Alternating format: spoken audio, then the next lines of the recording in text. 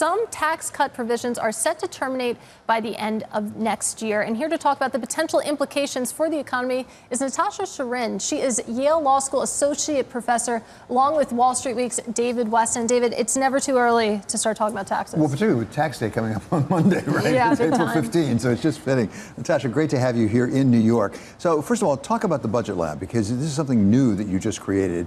Just describe what you're doing. Yeah, well, we're incredibly excited to be launching this week and launching right around tax day and into an incoming tax debate. Our kind of focus is oriented around trying to provide policymakers the tools they need to do effective policy analysis. And I spent the first 2 years of the Biden administration in the Treasury Department, where I was very lucky to get to be part of a bunch of legislative conversations that were happening around what ultimately became the CHIPS Act, the Bipartisan Infrastructure Law, Build Back Better, which morphed into the Inflation Reduction Act. And through the course of all those conversations, I realized the importance and the centrality of what are called budget scores in the legislative process. And these scores are essentially like cost estimates. They're like, how much is a particular spending proposal going to cost over a decade? How much is a particular tax provision going to raise over a decade? But for a lot of stuff that I hope Katie and David, you guys would be enthusiastic to see the government do, things like investing in a fully refundable and expanded child tax credit that lifts 19 million kids out of poverty, or investing in emissions reduction through things like the green energy subsidies and tax credits that were passed in the Inflation Reduction Act. The right way to think about those benefits isn't through the lens of just whatever the costs are over 10 years. And so what I want to build with my team, and I co-founded this with two former colleagues, Martha Gimbel and Danny Yegan, who's an economist at Berkeley, is really the infrastructure to help policymakers think more holistically about what the costs and what the benefits of particular provisions actually are. Well, let's talk about what you've put out from the Budget Lab so far. Of course, looking at the expiration and taking a look at different scenarios here. You have full extension, you have partial extension, and then you have a tax plan proposed by you and a colleague. What would full extension look like when you think about the effects on GDP, for example? So full extension is the idea of basically fully deficit financing the $3 trillion of Trump tax credits that are set to expire in 2025.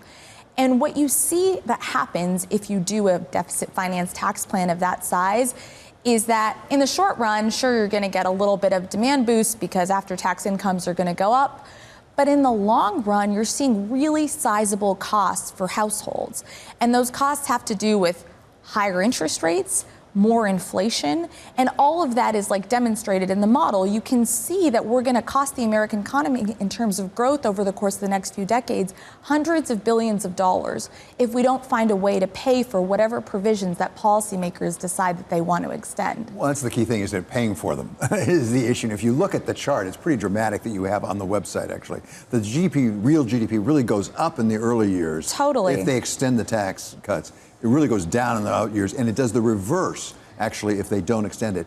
How much of that is just because of we are going to have to borrow so much money that perhaps we can't even afford? That's exactly what it is. So baseline, if you don't do anything with respect to extending the expiring provisions of the TCJA, so you just say let them all expire, debt to GDP ratios are going to rise to 116% over the course of the next decade. If you're in a situation where you say instead, let's extend all of them but deficit finance them, this full extension model, debt to GDP ratios are going to rise to over 130%. And those types of fiscal costs bear on households directly. We're already seeing it in the form of higher interest rates that households face and inflation that households are facing.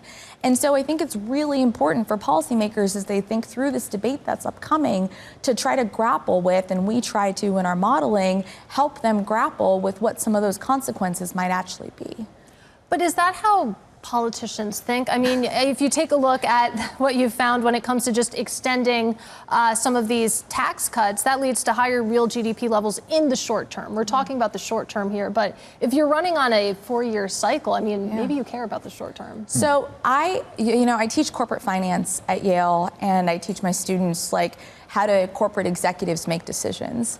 And one thing I say is if you're thinking about whether you're a CEO or you want to buy a new factory, you kind of think about, okay, it's going to cost me something today to buy my new factory, But in the long run, what I'm going to see is maybe the new factory helps me produce more efficiently or helps me launch a new product line. And so certainly like this cost benefit trade-off has to be central to my decision-making process. And it's strange that the government doesn't have that centrality with respect to how it thinks of both sides of the ledger. And I'm a little optimistic, Katie, that if we develop the tools and the infrastructure, which is what the Budget Lab is doing, to help them do this work, they'll actually find it to be a useful input into their process, because you can say that investing in kids today, in 30 years, those kids are more productive members of the labor force, and that pays off real returns, and that's something that we should care about. That cost benefit has certainly ramifications across the entire economy, but it also has disproportionate effects on various percentages, quintiles often we divide them into. Give us a sense of what happens if you renew or don't renew the Trump tax cuts in terms of households. So the nature of the way the Trump tax cuts are designed is they provide the biggest benefit for those at the top. And so if you look at the average benefit that the top average cut that the top 1% is going to see if we just fully extend these Trump tax credits, that's going to be on the order of magnitude of around $50,000. You compare that to the very bottom of the distribution, it's a few $100s. So from an inequality perspective, if you just fully extend the Trump tax credits, the Trump tax cuts, what you're going to see is more than twice the gain in after-tax income. We have a chart, so maybe you all are looking at it. More than twice the gain in after-tax income for those at the very top relative to those at the very bottom. And it strikes me that, like, as we think about sort of high and rising inequality in this country, that's something that policymakers care about too, is understanding how can they help reach exactly the most vulnerable households.